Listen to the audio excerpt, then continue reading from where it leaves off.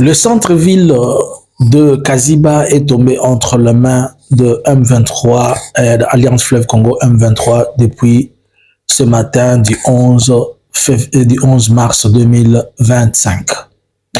Kaziba se retrouve dans le territoire de Walungu, Kaziba est situé à 55 km de la ville de Bukavu.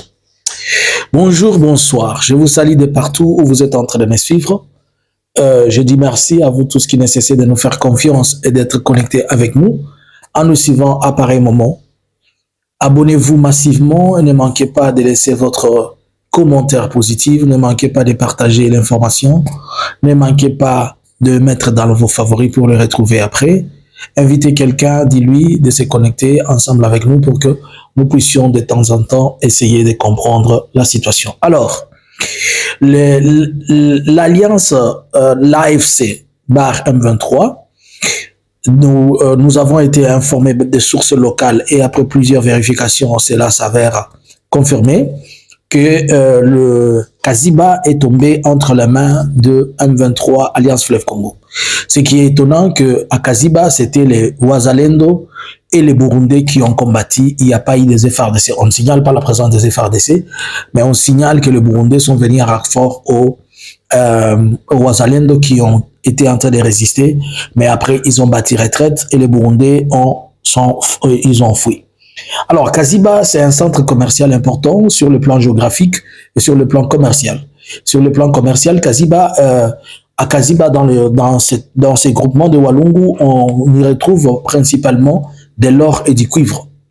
J'étais en train de vous dire la fois passée quand j'ai fait mes analyses que le M23 serait obligé de pouvoir sauter chaque fois dans des endroits qui peuvent leur donner suffisamment de minéraux pour essayer de stopper le programme de Kinshasa, de pouvoir, peut-être, ça sera leur stratégie pour empêcher ou pour dire que c'est eux qui ont la grande partie des minéraux. Donc, si on veut signer un contrat ou on veut en discuter, qu'on en discute avec eux. Alors, comprenons un peu quelque chose sur Kaziba. Kaziba est dans les chefs-lieux, qui est dans les chefs-lieux de Kaziba, c'est Walungu. Mais nous allons comprendre que Kaziba, comme je vous l'ai dit, dans Kaziba, il y a 3 groupements, si je peux le dire. Le premier groupement, c'est le groupement de Kaungwe, le groupement de Muimba et le groupement de Tangirika. Alors, sur ce qui est important, quand vous êtes à Kaziba, Kaziba se retrouve surplombé et il est connecté à la chefferie de Bafouliru, c'est-à-dire chez les Bitakwira. Et la chefferie de Bafouliru, c'est elle qui mène au territoire de d'Ouvira. Alors, prendre Kaziba, c'est trop stratégique puisque à partir de Kaziba, ils vont contrôler la chaîne de Mitumba, cette chaîne de Mitumba qui va les faire descendre jusqu'à Ouvira. Et à partir de ça, à partir de ces chaînes de Mitumba, ils ont la facilité de prendre Luvungi, Lubariki, ainsi que Luberize. C'est là nous sommes dans les territoires d'Ouvira. Kaziba n'est pas avec la chaîne de Mitumba, avec cette chaîne de Mitumba, c'est collé quoi. Je veux dire c'est collé. Alors, vous allez comprendre avec moi que ici, je suis en train de parler de Kaziba, c'est presque l'axe sud qui mène à Ouvira. Mais l'axe nord, celui de Kamanyola, a été déjà conquis et la route ou le commerce qui faisait que les commerçants quittent Ouvira pour venir s'approvisionner à Bukavu, elle est fermée. Maintenant, qu'est-ce qu'il faut comprendre? Si je peux me permettre d'analyser la stratégie par laquelle ils sont en train de marcher. Ils évitent le principal ou l'avancée principale que tout le monde connaissait, Kamanyola, ils avancent dans la plaine de la Ruzizi. Mais ils prennent un détour vers le site, ils montent vers les collines, et là, ils vont prendre la ville d'Ouvira en tenaille sur le site. C'est pour autant dire que on va juste laisser une porte de sortie vers l'axe qui mène vers le Burundi. Puisque maintenant, ils ont l'axe nord avec ceux qui sont vers le Kamanyola et ceux qui vont descendre sur l'axe sud, comme je suis en train de l'expliquer, ils vont monter ces montagnes-là. Celui qui connaît la chaîne de Mitumba là, hein? les chaînes de Mitumba, les Mounanira, c'est là qui connaissent un peu la géographie de cet endroit, en montant partout là-bas, lorsqu'ils vont descendre, ils vont se diviser en deux. C'est ce que je vois. En se divisant en deux, il y a une partie qui va descendre à Uvira et une autre partie va prendre l'axe de Fizi.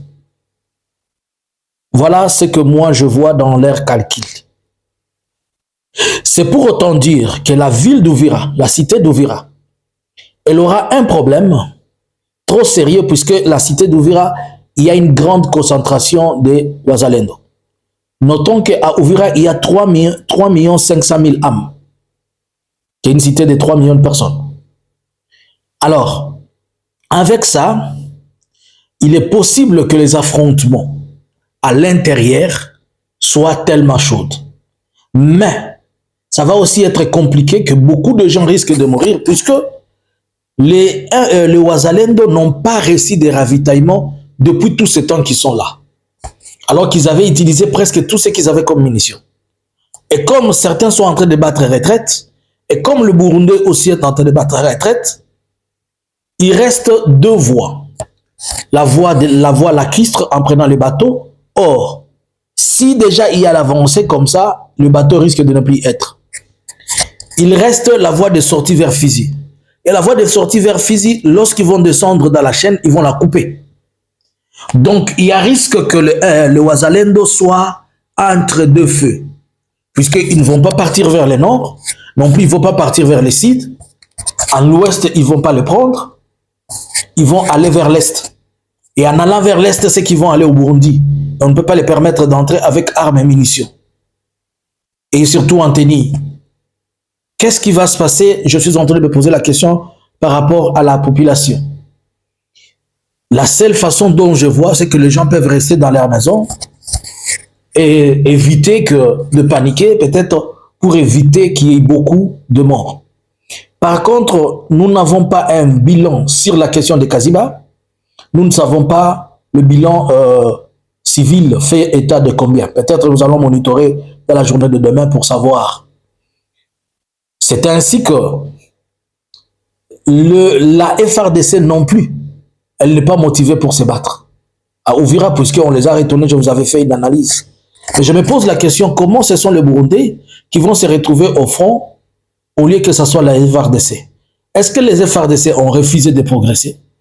Ont-ils refusé de se battre?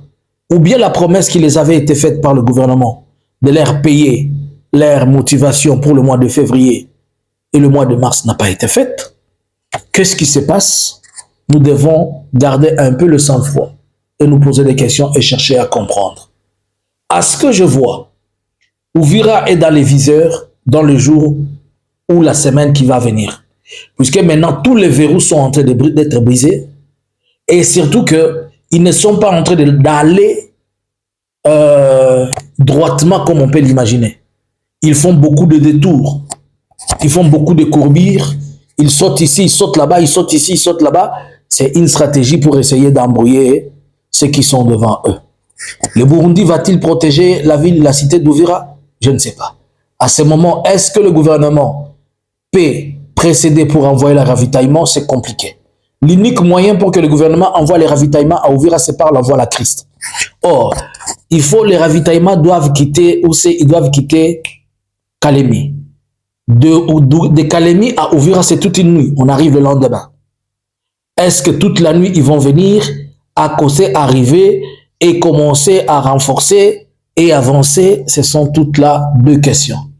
Vont-ils prendre la route de Baraka ou bien cet axe-là pour venir aussi les appuyer? C'est tout aussi une autre équation. Je pense que si vous comprenez ce que je viens de vous dire, la FRDC n'aura pas le choix à part de déposer les armes. Ainsi donc, nous revenons encore au calcul où nous pouvons dire on va encore ravitailler en troupes, en armes et en munitions le M23. Wait and see, mais je vous dis que la semaine prochaine, elle sera décisive par rapport à ce que je pense. Puisqu'ils peuvent avancer comme ça, se reposer peut-être 2 jours, et après, la semaine, elle sera compliquée. Je ne suis qu'en train de faire des analyses, supporter de comprendre et supportez d'écouter les analyses. Ne pensez pas, quand on fait les analyses, on n'est pas en champ.